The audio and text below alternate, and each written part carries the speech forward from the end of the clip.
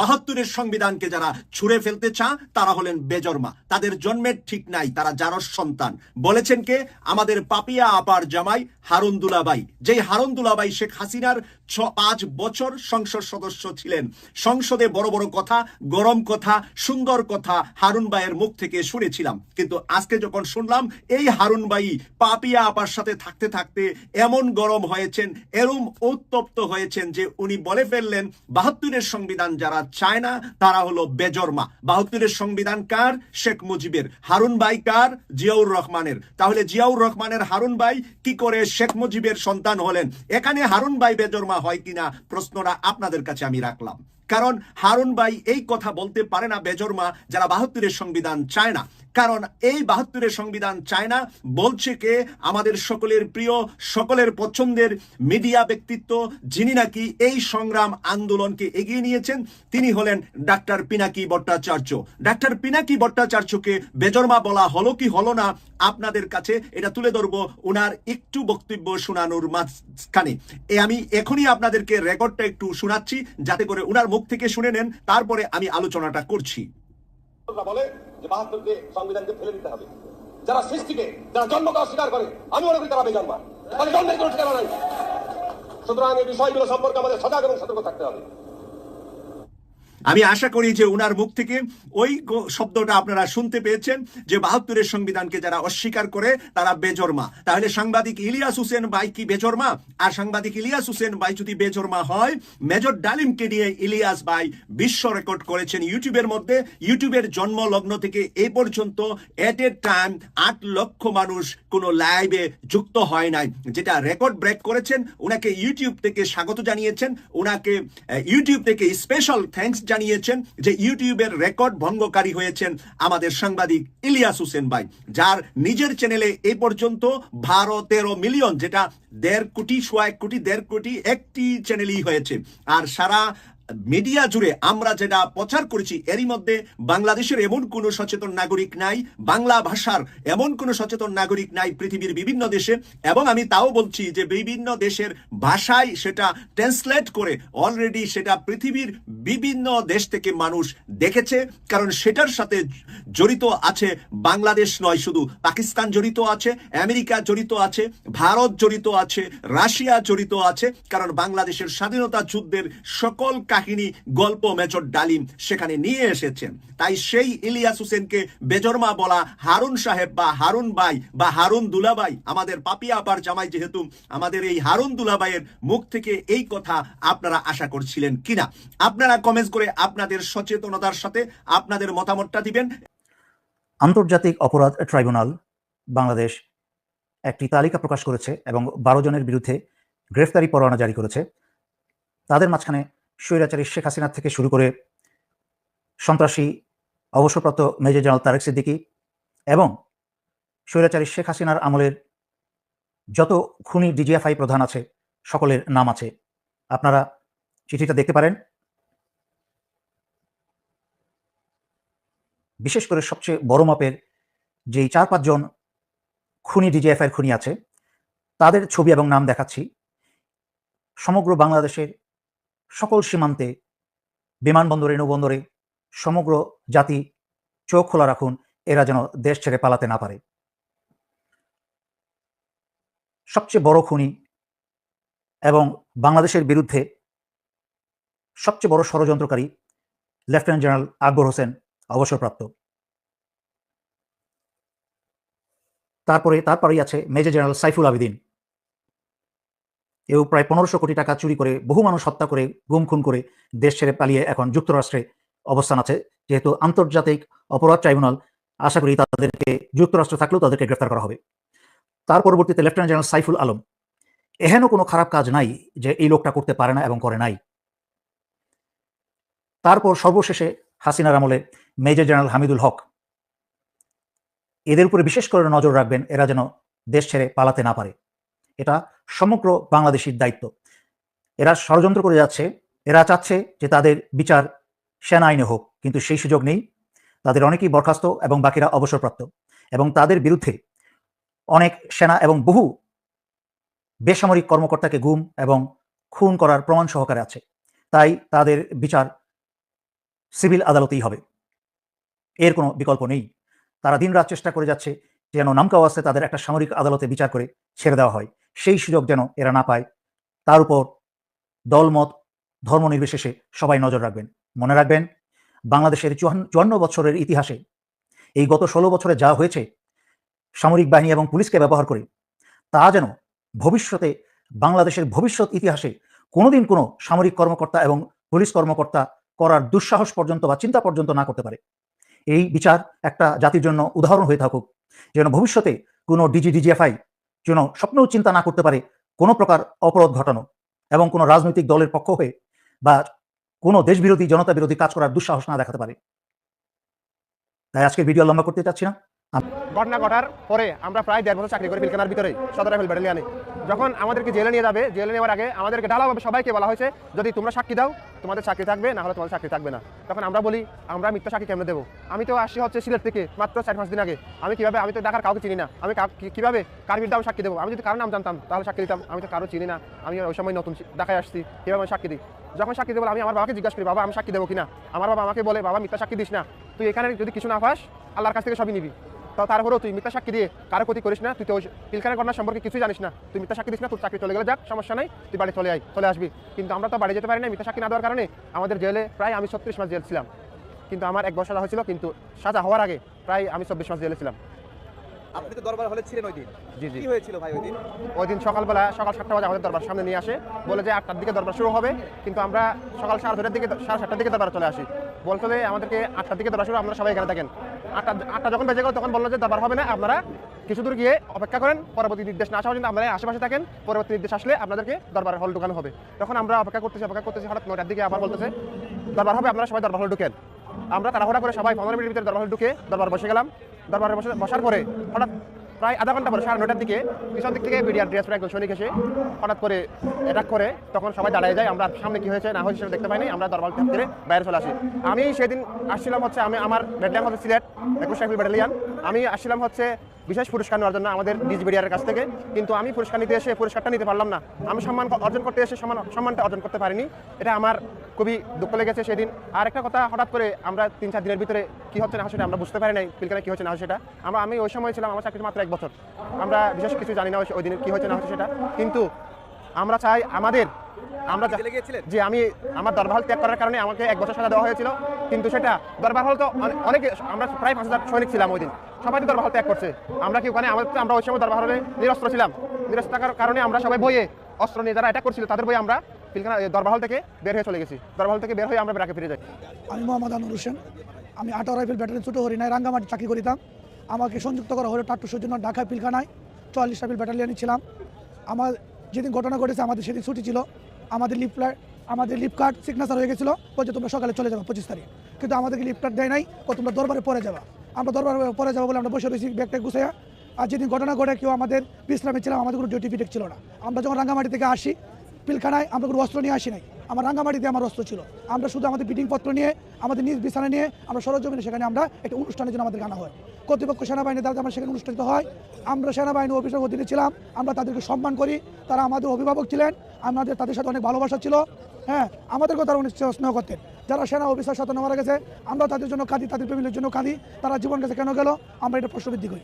আমরা সেসব ঘটনা সম্পর্কে কিছুই জানি না। আমাদের সিগনেচার হয়ে গেছে ছুটির কাগজ আমরা হাতে নিয়ে বসে রয়েছি, আমাদেরকে ছুটি দেয় নাই।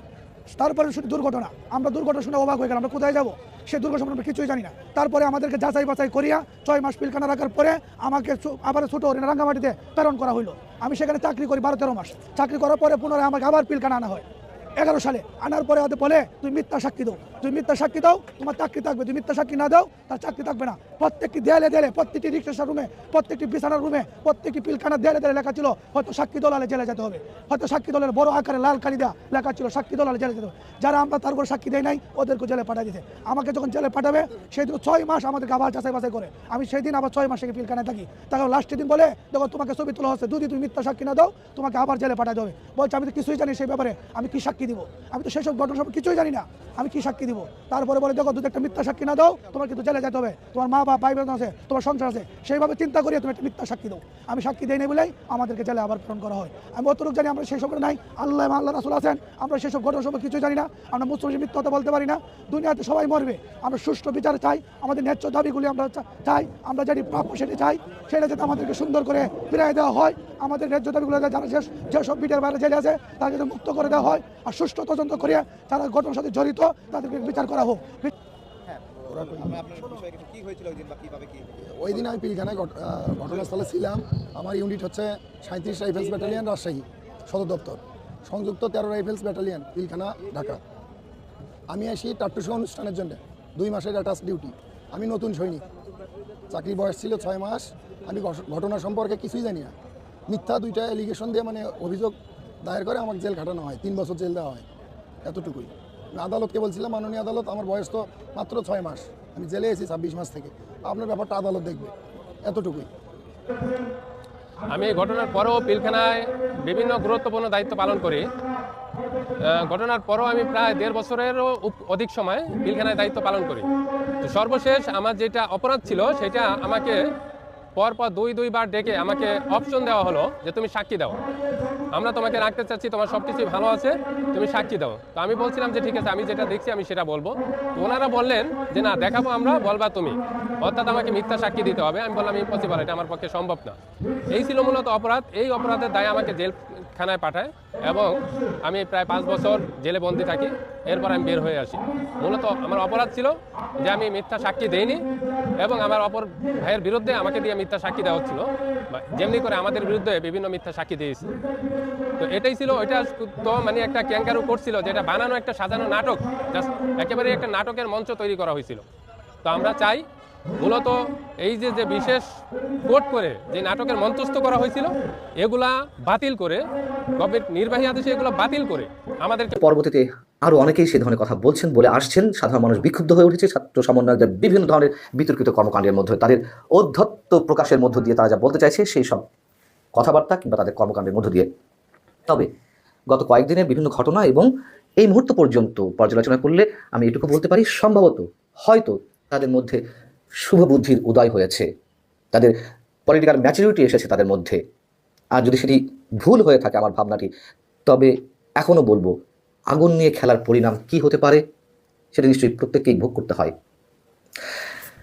একটু ছোট করে বলি, ছাত্র সমন্বয়করা তো নানান ধরনের বিতর্কিত কর্মকাণ্ড বা কথাবার্তার জন্ম দিয়েছে।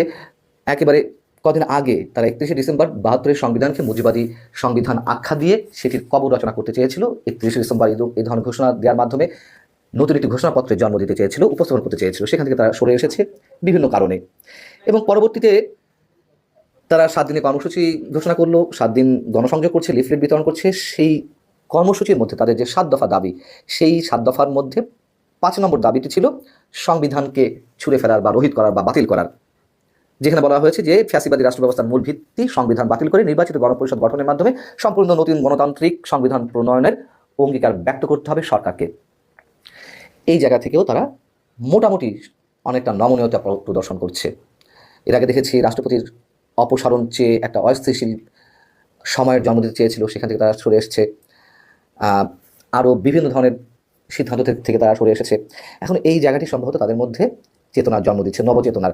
যাই হোক, কেন বলছি, বিবিসিকে বৈষম্যবিরোধী ছাত্র আন্দোলনের আহ্বায়ক হাসনাত আবদুল্লাহ বলছেন যে সংবিধানটাকে রহিত করার বিষয়টা এমন না, আমরা চাচ্ছি যে যেই সংবিধানের দোহাই দিয়েই ফ্যাসিবাদ দীর্ঘদিন ধরে আমাদের শাসন করে গিয়েছে, আমরা চাই সেই বিষয়গুলো মানে আমাদের বাক স্বাধীনতা, ভোটাধিকারের ক্ষেত্রে বাধা এবং যে বিষয়গুলো প্রাসঙ্গিক নয় সেগুলো থাকবে না, অর্থাৎ সংস্কারের কথা বলছে। গুড, খুবই ভালো কথা। জাতীয় নাগরিক কমিটির মুখ্য সংগঠক সার্জিস আলম তিনি বলছেন যে যেটি আসলে আমার 71 ইতিহাসের সংবিধান ধারণ করে, এই 24 ইতিহাসকেও একটি অংশ ধারণ করবে। মানে ঘোষণাপত্রে সরকারের পক্ষ থেকে তারা দাবি করেছিল ঘোষণাপত্রে সরকার দিবে এবং সেখানে এই কথাগুলো থাকবে। মুজিববাদী সংবিধান কবর দিতে হবে নতুন ঘোষণাপত্র উপস্থাপনের মাধ্যমে। তবে তিনি বলছেন পরবর্তীতে এসে যে আমরা মাঠ পর্যায় থেকে শুনছি মানুষ বলছে যে এটির পরিবর্তন প্রয়োজন, বড় একটি অংশের সংস্কার প্রয়োজন। তারা তাদের উপলব্ধিতে বিষয়টি আনতে পারছে, যদিও 2 দিন আগেও এই সার্জিস আলম বলেছেন সংবিধান কারোর বাপের না। কেন বলেছিলেন? সংবিধান যারা রচনা করেছেন 72-এর সংবিধান, ডক্টর কামাল হোসেন থেকে শুরু করে ব্যারিস্টার আমিরুল ইসলাম বা আরও যারা ছিলেন, তাদের সন্তানরা একটি মানববন্ধন করলেন, একটি কর্মসূচি দিলেন যে ৭২ সংবিধান পরিবর্তন করা যাবে না বা মুক্তিযুদ্ধের চেতনা বাস্তবায়নে ৭২ সংবিধানের প্রয়োজন। তাদের উদ্দেশ্য করে তারা এই সার্জিস আলম এত ভয়ঙ্কর মন্তব্য করেছিলেন, সংবিধান যদি তাদের বাপের না হয়ে থাকে, সংবিধান ছুঁড়ে ফেলার ক্ষমতাও কারোর বাপের নেই, কারণ নেই, এটুকু আমরা নিশ্চিত করে বলতে চাই। যাই হোক, পরবর্তীতে এসে সার্জিস আলমের কণ্ঠেও সংস্কারের বিষয়টি প্রতিধ্বনিত হচ্ছে এবং যিনি মাস্টার মাইন্ড আমাদের প্রধান উপদেষ্টার মন্তব্য অনুযায়ী মাহফুজ আলম সরকারের অন্যতম উপদেষ্টা, দপ্তরবিহীন উপদেষ্টা, তিনি বলছেন যে বিবিসিকেই বলছেন সবার মতামতের ভিত্তিতেই ঘোষণাপত্র তৈরি করা হবে, ঘোষণাপত্র সংবিধান ইস্যুটি সবার সম্মতির ভিত্তিতেই সিদ্ধান্ত গ্রহণের বিষয়। তবে ছাত্রদের দৃষ্টিভঙ্গিকে ফেলনা হিসেবেও দেখে না সরকার, আমরাও ফেলনা হিসেবে দেখতে চাই না। তাদের দাবি দেওয়া থাকতেই পারে, সেগুলো নিয়ে আলোচনা হতে পারে, কিন্তু খবরদারি করে চোখ রাঙিয়ে অধ্যত্বের সঙ্গে উচ্চারণ করবে যে কোনো দাবি, সেটা নিশ্চয়ই মানুষ মেনে নেয়নি, মেনে নিচ্ছে না। এখন মাহফুজ আলম বলছিলেন কি যে ঘোষণাপত্র সরকারের দেওয়ার কথা থাকলেও সরকার ঘোষণা করবে না, ছাত্ররা এই বিষয়ে এগোতে পারে, তাদেরকে ফ্যাসিলিটেট করবে, সহযোগিতা করবে। এই মাহফুজ আলমী তো বঙ্গভবন থেকে তার দপ্তর থেকে নয়, বঙ্গবন্ধুর ছবি নামিয়েছিলেন, ঔদ্ধত্যের পরিচয় দিয়েছিলেন, তিনি বাংলাদেশের মানচিত্র বদলে দেওয়ার কথা বলেছিলেন। মানুষ কোনো কিছুকেই গ্রহণ করেনি, মানুষ ক্ষুব্ধ হয়েছেন। যেটি এর আগে একটি বিষয় আরও ভয়ঙ্করভাবে উচ্চারিত হয়েছে, ৭১-এর বীর শহীদদের মতোই ২৪-এর গণঅভ্যুত্থান বা তাদের কথা অনুযায়ী কথিত বিপ্লবের যারা নিহত হয়েছেন তাদেরকেও সমান মর্যাদা দিতে হবে। এতই ঠুনকো ৭১, আবারও বলি, আবারও প্রশ্ন করি, যার তার সাথে মিলাতে হবে? ২৪-এর গণঅভ্যুত্থানের চেতনা থাকতেই পারে, ২৪-এর গণঅভ্যুত্থানের মূল লক্ষ্য বা উদ্দেশ্য অনেক বড় হতে পারে, কিন্তু যখন ৭১কে মুছে ফেলে নতুন কোনো ইতিহাস লেখার চেষ্টা করা হয়, তখন অবশ্যই সেগুলো আগুন নিয়ে খেলার মতোই অবস্থা।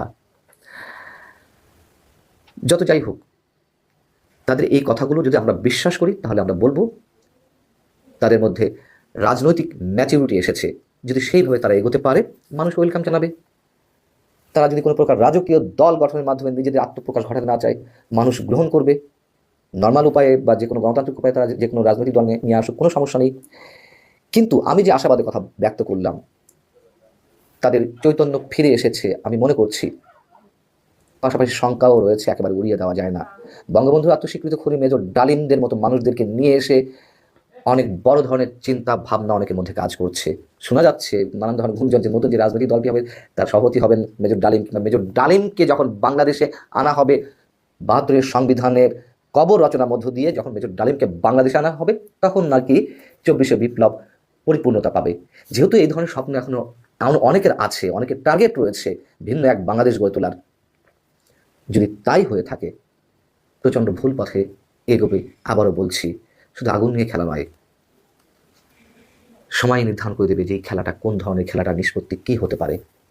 বাংলাদেশের ষড়যন্ত্র যেন থামছেই না। গত ৩১শে ডিসেম্বর আপনাদের মনে আছে যে কেন্দ্রীয় শহীদ মিনারে বৈষম্য বিরোধী ছাত্র আন্দোলন, নাগরিক কমিটি, জামাত শিবির সবাই মিলে একটা ভোট পাকিয়েছিল যে ওই দিন তারা সেকেন্ড রিপাবলিকের ঘোষণাপত্র পাঠ করবে এবং বিপ্লবী সরকার গঠন করবে, এবং এই নিয়ে সাময়িক একটা উত্তেজনা তৈরি হয়েছিল। তারা ফেসবুকে একটা ভাইব তুলেছিল, কিন্তু সরকার সেখান থেকে পিছু হেঁটে বলেছে সরকার তাদের সাথে নেই, এবং সরকার তখন বলেছিল যে প্রয়োজনে সরকার তাদের সাথে মিলে অচিরেই একটা ঘোষণাপত্র পাঠ করবে, এবং তখন ধারণা করা হয়েছিল যে আগামী ১৫ই জানুয়ারি সরকারের পক্ষ থেকে একটা ঘোষণাপত্র পাঠ করা হবে। কিন্তু সরকার আবার পিছু হেঁটেছে, কারণ বাংলাদেশের রাজনীতিতে পদ্মার আড়ালে এত ঘটনা ঘটছে, এর সাথে জাতীয় এবং আন্তর্জাতিক স্টেক হোল্ডার্সরা জড়িত, এই বিষয়গুলো ডক্টর ইউনূস টের পাচ্ছে, তার গদি যে নড়ে গেছে সে টের পাচ্ছে, কিন্তু ছাত্ররা, এই জামাত শিবির, এরা বুঝতে চাচ্ছে না নাকি এরা এখন offence is the best defence. একদিকে তারা গৃহযুদ্ধের প্রস্তুতি নিচ্ছে, একদিকে তারা অ্যাগ্রেসিভ কথাবার্তা বলছে, কিন্তু কারো পায়ের তলায় মাটি নেই, এবং বাংলাদেশের রাজনীতিতে আগামী ১-২ সপ্তাহের মধ্যে অনেক ঘটনা ঘটবে।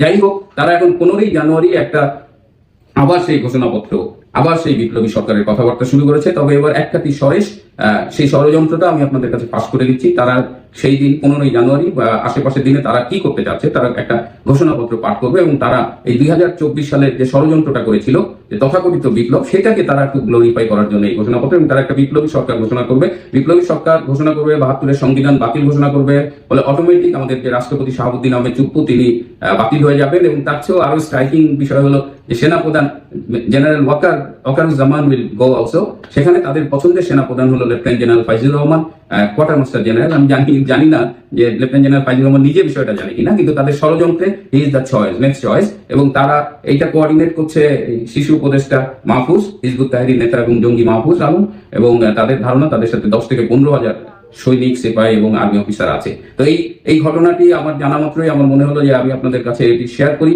এই ষড়যন্ত্রগুলো ফাঁস করলে যেটা হয় যে সেটা এক নম্বর হলো যে এটা আদৌ ষড়যন্ত্র নাকি এটা আওয়াজ, সেটা এক নম্বর। আমাদের একটা দ্বিতীয় হলো যদি এরকম একটা ষড়যন্ত্র ঘট পাকায়ও সেটি তখন বাস্তবায়ন করা খুব কঠিন হয়ে যায়। তো সেই জায়গা থেকে আজকে আমার মনে হলো যে let me share this conspiracy with you. আজ এ পর্যন্তই। জানুয়ারির দিকে তাকিয়েই কি তবে অপেক্ষার প্রহর গুনছিলেন ক্ষমতাচ্যুত সাবেক প্রধানমন্ত্রী শেখ হাসিনা? হয়তো এই জানুয়ারিতে ঘুরে গেলেও যেতে পারে ভাগ্যের চাকা। আর তাই শত অস্থিরতার মধ্যেও শেখ হাসিনা ইস্যুতে একেবারেই চুপচাপ প্রতিবেশী রাষ্ট্র ভারত। নতুন বছরের শুরুতেই কি তবে বড় কোনো ধাক্কা আসতে চলেছে? শেখ হাসিনাকে ব্যবহার করে বাংলাদেশকে এবার কোন মরণ কামড় দিতে যাচ্ছে ভারত? আর কেনই বা জানুয়ারিকে বেছে নেওয়া হয়েছে, এমন প্রশ্ন ঘুরছে অধিকাংশ মহলে। রাজনৈতিক পালা বদলের জেরে একেবারে তলানিতে এসে ঠেকেছে বাংলাদেশ ভারত সম্পর্ক।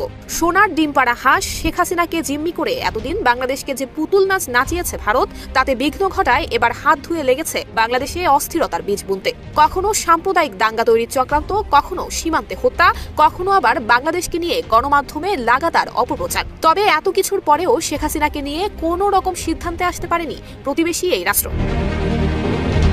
আগামী 20 জানুয়ারি দ্বিতীয় দফায় যুক্তরাষ্ট্রের প্রেসিডেন্ট হিসেবে শপথ গ্রহণ করতে যাচ্ছেন রিপাবলিকান প্রার্থী ডোনাল্ড ট্রাম্প। ট্রাম্পের ক্ষমতা গ্রহণের সাথেই ঘুরে যেতে পারে শেখ হাসিনার ভাগ্যের চাকা। সেই অপেক্ষাতেই প্রহর গুনছে ভারত সরকার। জানা গেছে জানুয়ারিতে ট্রাম্প ক্ষমতা গ্রহণের পর শেখ হাসিনাকে নিয়ে পাকাপোক্ত সিদ্ধান্ত দেবে ভারত। কূটনৈতিক সূত্র বলছে যুক্তরাষ্ট্রে বাইডেন প্রশাসন শুরু থেকেই বাংলাদেশে গণতন্ত্র এবং মানবাধিকার ইস্যুতে সরব এবং সক্রিয় ছিল। যুক্তরাষ্ট্রের পররাষ্ট্র দপ্তরের কর্মকর্তারা স্পষ্টভাবে জানিয়েছিলেন বাইডেন প্রশাসন বাংলাদেশের সঙ্গে সম্পর্ককে ভারতের দৃষ্টিতে দেখে না। শেখ হাসিনা সরকারের শেষ কয়েক বছর যুক্তরাষ্ট্রের সঙ্গে টানাপোড়েন তৈরি হয়। গত 5 আগস্ট শেখ হাসিনা সরকারের পতনের পর যুক্তরাষ্ট্র বাংলাদেশে অন্তর্বর্তী সরকারকে সমর্থন জানিয়ে আসছে। গত 5 আগস্ট গণ অভ্যুত্থানের মুখে দেশ থেকে ভারতে পালিয়ে যান শেখ হাসিনা। গণহত্যার অভিযোগে তাকে মানবতা বিরোধী অপরাধে দোষী সাব্যস্ত করে মামলা হয় আন্তর্জাতিক অপরাধ ট্রাইব্যুনালে। জারি হয় গ্রেফতারি পরোয়ানা। তবে শেখ হাসিনার বিচার কিংবা তাকে দেশে ফেরত পাঠানোর ব্যাপারে এখনো পর্যন্ত কোনো মতামত জানায়নি ভারত সরকার।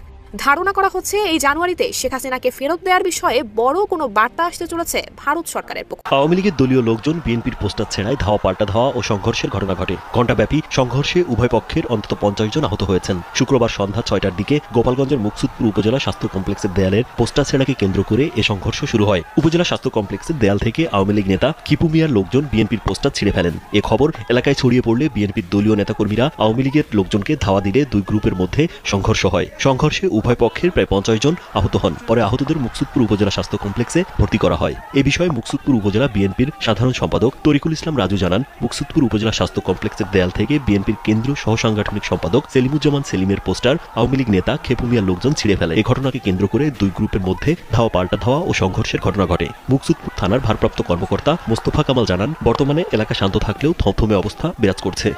ফরিদপুরের সাবেক সংসদ সদস্য মুজিবুর রহমান চৌধুরী উর্ফে নিক্সনকে গ্রেপ্তার করা হয়েছে সামাজিক মাধ্যমে এমন খবর ছড়িয়েছে। এর সঙ্গে নিক্সন চৌধুরীর একটি ছবিও ভাইরাল হয়েছে। তবে ফরিদপুরের সাবেক এই সংসদ সদস্যকে গ্রেপ্তারের তথ্যটি গুজব বলে জানিয়েছে ফ্যাক্ট-চেক প্রতিষ্ঠান রিউমার স্ক্যানার। ভাইরাল হওয়া ছবিতে দেখা যায় সেনাবাহিনী সদস্যের মাঝখানে চেক শার্ট পরিহিত অবস্থায় রয়েছেন মুজিবুর রহমান চৌধুরী উর্ফে নিক্সন। মুখে খোঁচা দাড়িও রয়েছে। তবে রিউমার স্ক্যানার জানিয়েছে নিক্সন চৌধুরীর ছবিটি সম্পাদিত। মূলত যৌথ বাহিনীর হাতে কক্সবাজার পৌরসভার সাবেক কাউন্সিলর এহসানুল্লাহ আটকের ছবিতে নিক্সন চৌধুরীর মুখের অংশ যুক্ত করা হয়েছে। উল্লেখ্য, গত বছরের আগস্টে আওয়ামী লীগ সরকার পতনের পর আত্মগোপনে চলে যান দলটির নেতাকর্মী সহ আওয়ামী লীগ দলীয় সাবেক সংসদ সদস্যরা। ওই সময়ের পর থেকে ফরিদপুর 4 আসনের সাবেক সংসদ সদস্য মুজিবুর রহমান চৌধুরী উর্ফে নিক্সনের অবস্থান নিয়ে সুনির্দিষ্ট কোনো তথ্য পাওয়া যায়নি। সারা বাংলাদেশে শেখ হাসিনা গণসংবর্ধনা কমিটি গঠন করুন। আমাদের মাননীয় প্রধানমন্ত্রী বঙ্গবন্ধু শেখ হাসিনা ইনশাল্লাহ খুব শীঘ্রই ইনশাল্লাহ দেশে ফিরবেন। প্রধানমন্ত্রী হিসেবে ইনশাল্লাহ বাংলাদেশের মাটিতে উনি দেশে ফিরবেন। সো এখন আমাদের কাজ হচ্ছে যে আন্তর্জাতিক পর্যায়ে যে কাজগুলো যারা করা দরকার তারা আন্তর্জাতিক পর্যায়ে তারা তাদের কাজগুলো করতেছে। কূটনীতিক কাজ যাদের করা দরকার তারা ওই কাজগুলো করতেছে। আমাদের যারা আওয়ামী লীগের বিভিন্ন সহযোগী সংগঠন, অঙ্গ সংগঠন এবং আওয়ামী লীগের নেতৃবৃন্দ আছি, আমরা যারা সারা বাংলাদেশে বঙ্গবন্ধু সৈনিকের আছি, আমাদের কাজ হচ্ছে শেখ হাসিনা সংবর্ধনা কমিটি গঠন করা।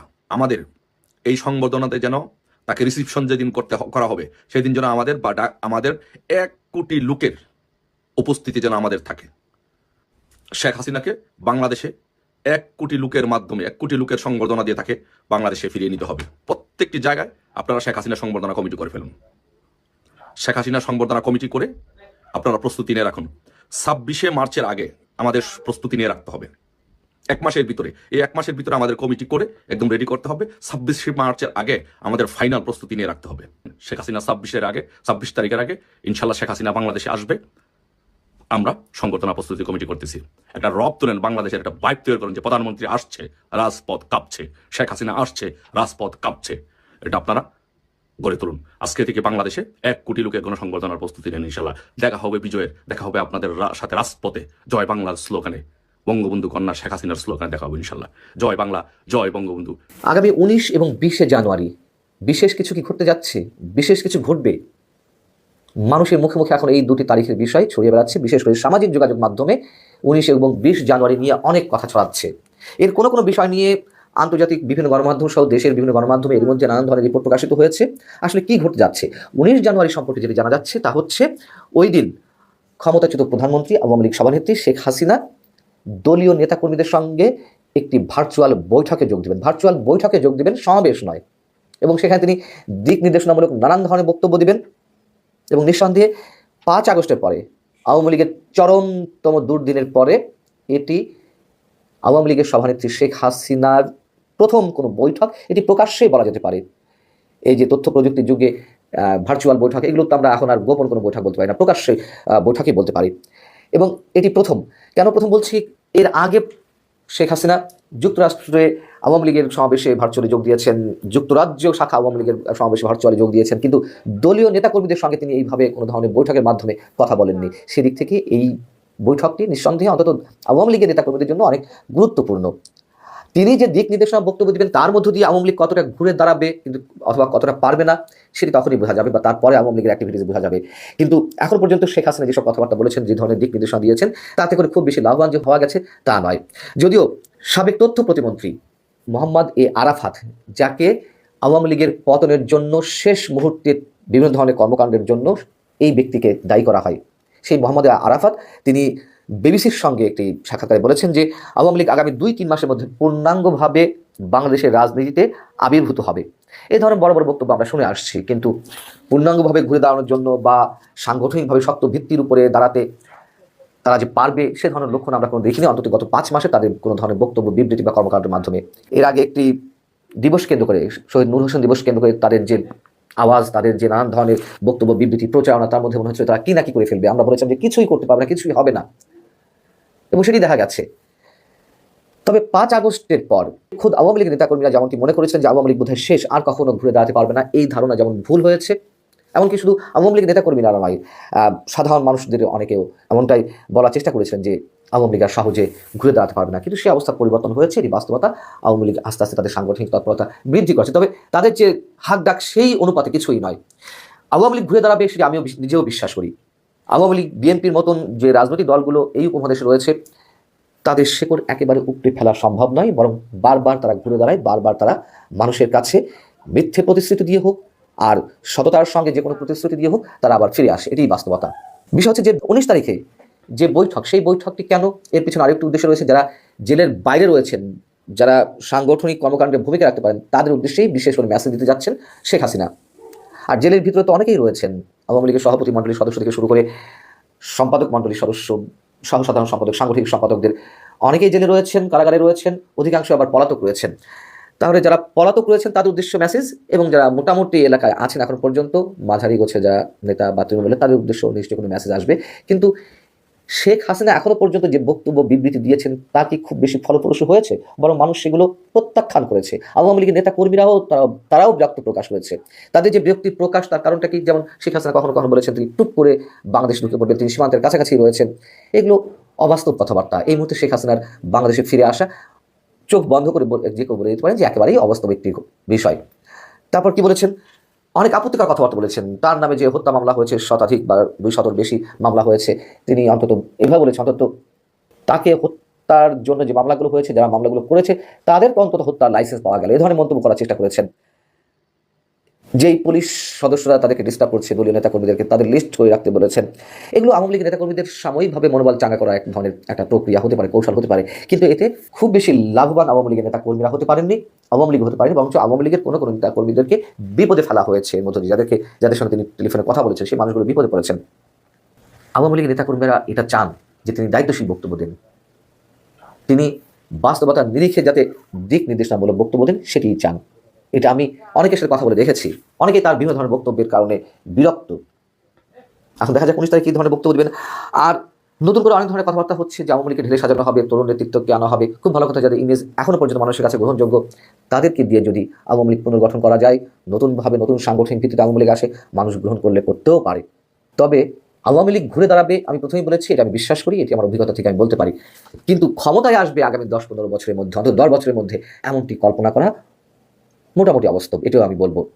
আর 20 জানুয়ারি সম্পর্কে যেগুলো সামাজিক যোগাযোগ মাধ্যমে নানান ধরনের মন্তব্য করা হচ্ছে, এটা পুরোপুরি আপাতত এই মুহূর্তে অবাস্তব।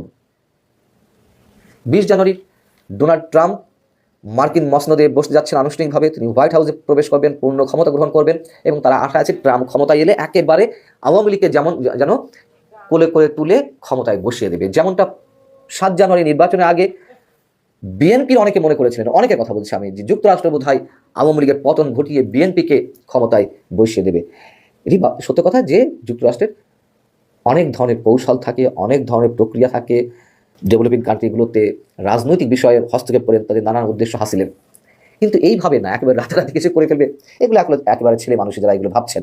হ্যাঁ, ট্রাম্প ক্ষমতা এলে জো বাইডেন প্রশাসন, ডক্টর মোহাম্মদ ইউনূস প্রশাসন যেভাবে সহযোগিতা করছিলেন বা করার প্রতিশ্রুতি দিয়েছিলেন সেটি হয়তো থাকবে না, তার কিছু কিছু সিমটম আমরা এর মধ্যে দেখতে পাচ্ছি। কিন্তু তাই বলে 20 জানুয়ারি ডক্টর মোহাম্মদ ইউনূসের বিদায় হয়ে যাবে, বর্তমান সরকারের পতন ঘটবে, আওয়ামী লীগকে একেবারে সগৌরবে বাংলাদেশের ক্ষমতার মসনদে নিয়ে এসে বসিয়ে দেবে, এগুলো যারা মনে করছেন আমার মনে হয় তারা কল্পনা জগতে বসবাস করছেন। তবে 19 জানুয়ারিটি অবশ্যই আওয়ামী লীগ নেতাকর্মীদের জন্য গুরুত্বপূর্ণ একটি দিন। শেখ হাসিনা যদি দায়িত্বশীলতার সঙ্গে বাস্তবতার নিরিখে কোনো দিক নির্দেশনা দিতে পারেন, অবশ্যই সেটি আওয়ামী লীগের জন্য ভালো। আর আওয়ামী লীগকে সুসংগঠিত করবে তরুণ নেতৃত্বের মাধ্যমে, ক্লিন ইমেজের ব্যক্তিদের মাধ্যমে, সাথে যদি 5 আগস্ট আগে সরকারি দল হিসেবে আওয়ামী লীগের যে ভূমিকা তার জন্য ক্ষমা না চাক, অন্তত যদি ভুল হয়েছে এমন কিছু মন্তব্য করে থাকেন, অনেক ক্ষেত্রে ভুলের কথা তারা স্বীকার করে থাকেন, সেটি আওয়ামী লীগের জন্য অবশ্যই ইতিবাচক কোনো বার্তা নিয়ে আসতে পারে। আজকে আমরা বলতে বাধ্য হচ্ছি যে আওয়ামী লীগের যে কালচার, আওয়ামী লীগের যে সংস্কৃতি ছিল আর বর্তমানে ডক্টর মোহাম্মদ ইউনূসের সরকারের আমলের এই যে কালচার সংস্কৃতির মধ্যে তফাৎটা কোথায়। আজকে আমরা ধিক্কার জানাই কিভাবে এই খুনিরা 6 ঘন্টার মধ্যে জামিন পায়। 2 জন আক্রমণকারীকে পুলিশ গ্রেফতার করেছিল, তাও আমাদের চাপে। আমরা এই বিশ্ব বরেণ্য বাংলাদেশের একমাত্র নোবেল বিজয়ী ডক্টর মোহাম্মদ ইউনূসকে প্রধান চেয়ারে বসিয়েছিলাম। আমাদের আশা ছিল তিনি ন্যায় বিচার প্রতিষ্ঠা করবেন, তার মাধ্যমে বিচার বিভাগ স্বাধীন হবে, বাংলাদেশের মানুষ ন্যায় বিচার পাবে, এটাই ছিল আমাদের প্রত্যাশা। কিন্তু তিনি চেয়ারে বসার পরেও আমরা যে ধরনের ঘটনাগুলো দেখতে পাচ্ছি, আসলে আমাদের বলতে এখন আমরা বাধ্য হচ্ছি doctor Mohammad Yunus sir, you are not fit for Bangladesh. এখন তিনি এতদিন বলতেন যে শেখ হাসিনার পুলিশ, শেখ হাসিনার ছাত্রলীগ, শেখ হাসিনার এটা, শেখ হাসিনার সেইটা। এখন তো ভাই শেখ হাসিনা নাই, এখন কি আছে? ডক্টর মোহাম্মদ ইউনূস আছে। তিনি আশ্চর্য হয়েছেন যে এই ইউনূস সরকারের পুলিশ কিভাবে ফাংশন করছে, কিভাবে ওনাকে যারা মানলো তারা 6 ঘন্টার মধ্যে জামিন পেয়ে গেল। আমার কাছে একটা প্রশ্নবোধক চিহ্ন যে ফারুকের উপর যে হামলা হয়েছে, যেভাবে রক্তাক্ত হয়েছে, এগুলো কিন্তু ফুটেজ কানেক্টেড। তারপরে অপরাধীরা গণ অধিকার পরিষদের চাপে গ্রেপ্তার হইল, 6 ঘন্টার মধ্যে আসলে কীভাবে জামিন হলো? তার মানে কি হ্যালো? তিনি দাবি করছেন যে আগে এরকম জামিনগুলো কীভাবে হইতো, যে শেখ হাসিনার বাসভবন থেকে একটা জজদের কাছে একটা মেসেজ যাইতো, জজরা অসহায় ছিলেন, যখনই শুনতো ছাত্রলীগ বা অমুক লীগ বা তমুক লীগ, তখন জজরা সেখানে রায়ের বেলায় তারা তাদের নিজস্ব মতামত বা যেটা রায় দেওয়া সেটা দিতে পারতেন না, এটা সেটেল থাকতো। তো আজকে তিনি একইভাবে বলছেন যে আজকেও কি আপনার ইউনূসের বাসভবন থেকে এরকম চিঠি গেল যে জজ সাহেব তাদেরকে 6 ঘন্টার মধ্যে কারাগারে যাওয়ার আগেই হাইকোর্ট থেকে এই আসামিরা জামিন পেয়ে গেল। আমরা কিন্তু এই জায়গাতে একটা প্রশ্নবোধক চিহ্ন রাখতে চাই, যদি এই হয় তাহলে এই দেশে বিচার ব্যবস্থা কবে ঠিক হবে? ফারুক তো রক্তাক্ত হয়েছে, এটা তো একদম চোখের সামনেই, তাহলে এত দ্রুত কেন মুক্তি পেল? কারণ তারা বৈষম্যবিরোধী ছাত্র আন্দোলনের পোলাপেন সার্জিসের খুব কাছেরই তো। এই জিনিসগুলাই বাংলাদেশ আওয়ামী লীগ সরকারের পতনের জন্য মানে দায়ী ছিল, যে পুলিশ গ্রেপ্তার করতো না, আদালতে গেলে আমাদের বিচারকরা, যে এখন 12 বিচারকের বিরুদ্ধে ইনভেস্টিগেশন হচ্ছে, রাষ্ট্রপতি নির্দেশ দিলেন, তো এখন যারা দায়িত্ব পালন করছেন, সার্জিস্টরা আইসা যাদেরকে উৎখাত করলেন বিচারকদেরকে, আমরাও চাইছি বিচার বিভাগ নিরপেক্ষ থাকতে হবে। কে কোন দলের, কে কোন ধর্মের, কে কার ভাগিনা ভাতিজা ভাগ্নি ডাজন্ট ফ্যাক্ট, বিচারক রায় দিবেন যেটা সত্যি, যেটা ন্যায়, সেটার পক্ষে। তো এখন ফারুকের বক্তব্যগুলো তো শুনছেনি, মানে তিনি আরো ভিন্ন ভাষায় আরো বিশাল এক বক্তব্য দিয়েছেন। তো আরেক জায়গায় গণ অধিকার পরিষদের আরেকটা বক্তব্য আসছে যে তরুণরা ঐক্যবদ্ধ হলে নব্য দখলদারদের অস্তিত্ব থাকবে না। তো তারা নব্য দখলদার বলতে কাদেরকে বোঝাইলো? শব্দগুলো আমরা তো আর বাঙালি, হ্যাঁ, কখলে কলিকাতা বোঝা জাতি, আমরা কিন্তু বুঝি। ভাসুরের নাম মুখে আনে না, বাবিয়ে শোনো ভাসুরের নাম মুখে আনতে নাই, নতুন নতুন বিয়ে হওয়ার পরে ওনারা বুঝ দিচ্ছে। তো ওইরকম আর কি। এখন ওই যে বিএনপিও বলে একটি দল, জামাত বলে ওই যে ওরা, বাট বাঙালি বোঝে কে কারে আসলে গুতাচ্ছেন। তো ফারুক যেটা বুঝাইতে চাইছেন যে নব্য দখলদার বলতে ইউনূস সরকার ডাজন্ট ফিট। তারপর আরো কি শব্দ ইংরেজি কয়, মাশাআল্লাহ, হ্যাঁ, শিক্ষিত বোঝাই যায়। তো আবার সাথে সাথে বাংলাও বলে গরিবদের বোঝার স্বার্থে, বা আমরা যারা অর্ধশিক্ষিত আছে তাদের বোঝার স্বার্থে। তো সবকিছু মিলে এই সরকারের স্টেবিলিটি নিয়ে কথা বলে কিন্তু ফারুক ভাই কেলা লিখেছিলেন আহত অবস্থায়। এটাকে বলে বীরের জাতি। বাঙালিকে বীরের জাতি কেন বলে? হ্যাঁ, মাথার মধ্যে শিলি টিলি নিয়ে পট্টি বাইধা বৈশও কিন্তু ডক্টর ইউনূস সম্পর্কে সমালোচনা বন্ধ করে নাই। বরঞ্চ সরকার যারা সমর্থক, ওই যে এখন তার ছাত্রলীগ দলটল নাই, বৈষম্যবিরোধী ছাত্র দল আছে, তো তাদেরকে কিন্তু সমালোচনা করছেন। তো এরকম যদি হয়, তারা যেভাবে কর্মসূচি ঘোষণা দিচ্ছে, ইউনূস সরকারের পতন কি তাহলে হয়ে যাবে? দুইটা টিম যদি এভাবে একটার সাথে মাঠের মধ্যে লাগালাগি করে, কারণ সবাই তো তারা বলতেছে আমরা এটা নেতৃত্ব দিছি, আমরা এটার মাইট খাইছি, জেল খাচ্ছি, জুলুম খাচ্ছি, আমরা রাজপথে নামবো এই সরকারের বিরুদ্ধে, তাহলে তো আপনারা সরকারের পতন করাই ছাড়বেন। মানে এরপরে কাকে চাচ্ছেন? Who is next? কোন সরকারকে আপনারা মনে করবেন ফিট? যে সার্কামস্টেন্সেস আমরা দেখছি, এই সার্কামস্টেন্সেসে কোনো সরকারই ফিট হবে না। দেখা যাক তারপরেও ইউনূস সরকার এটাকে কিভাবে ডিফিট করেন। আওয়ামী লীগ আগামী 2-3 মাসের মধ্যে পূর্ণাঙ্গভাবে বাংলাদেশের রাজনীতিতে ফিরবে, তবে সেটি কিভাবে হতে পারে তা নিয়ে কোনো ধারণা দেননি তিনি। সাবেক তথ্য প্রতিমন্ত্রী মোহাম্মদ আলী আরাফাত বিবিসি বাংলাকে এসব কথা বলেন। গত 5 আগস্ট ছাত্র জনতার গণঅভ্যুত্থানে ক্ষমতা ছেড়ে ভারতে আশ্রয় নিয়েছেন শেখ হাসিনা। আগামী 19 জানুয়ারি আওয়ামী লীগের নেতাকর্মীদের সঙ্গে এক ভার্চুয়াল বৈঠকে তার দিক নির্দেশনামূলক ভাষণ দেওয়ার কথা রয়েছে। উদ্যোগটি সফল হলে এটি হবে শেখ হাসিনার সঙ্গে তার নেতাকর্মীদের প্রথম বৈঠক। দলটির যুগ্ম সাধারণ সম্পাদক আফম বাহাউদ্দিন নাসিম বলেন, শেখ হাসিনা সহ দলের নেতারা এর মধ্যেই তৃণমূলের ইউনিট নেতাদের সাথে আলোচনা শুরু করেছেন। লেভেল প্লেইং ফিল্ড হলে নির্বাচনেও যাব, এটাই আওয়ামী লীগের ঐতিহ্য। আমরা দলকে সংগঠিত করার কার্যক্রম শুরু করেছি। রাজনৈতিক বিশ্লেষক ও ঢাকা বিশ্ববিদ্যালয়ের শিক্ষক জুবাইদা নাসরিন বলেন, শেখ হাসিনা বা আওয়ামী লীগের রাজনৈতিক কর্মকাণ্ডে কোনো নিষেধাজ্ঞা নেই, তাই তিনি দলের নেতাকর্মীদের সাথে বৈঠক করতেই পারেন। এমন বৈঠক হতে পারে দলকে টিকিয়ে রাখার একটি রাজনৈতিক কৌশল। তবে সে বৈঠকে শেখ হাসিনা কি বার্তা দেন সেটাই দেখার বিষয়। আসলে কি করছে আওয়ামী লীগ? শেখ হাসিনা এর মধ্যেই ব্রিটেন সহ কয়েকটি দেশের আওয়ামী লীগের সিনিয়র নেতাদের পাশাপাশি বাংলাদেশের তৃণমূল পর্যায়ের বেশ কিছু নেতার সঙ্গে ফোনে কথা বলেছেন। দলের সাধারণ সম্পাদক ওবায়দুল কাদের সহ বিতর্কিত কয়েকজনকে সব কার্যক্রম থেকে দূরে থাকতে এবং গণমাধ্যমে আওয়ামী লীগের পক্ষে কোনো মন্তব্য না করতে নির্দেশনা দেওয়া হয়েছে বলে তথ্য পাওয়া গেলেও এর সত্যতা যাচাই করা সম্ভব হয়নি। এর মধ্যেই খবর এসেছে আগামী 19 জানুয়ারি শেখ হাসিনা তার দলের নেতাদের সঙ্গে একটি ভার্চুয়াল বৈঠক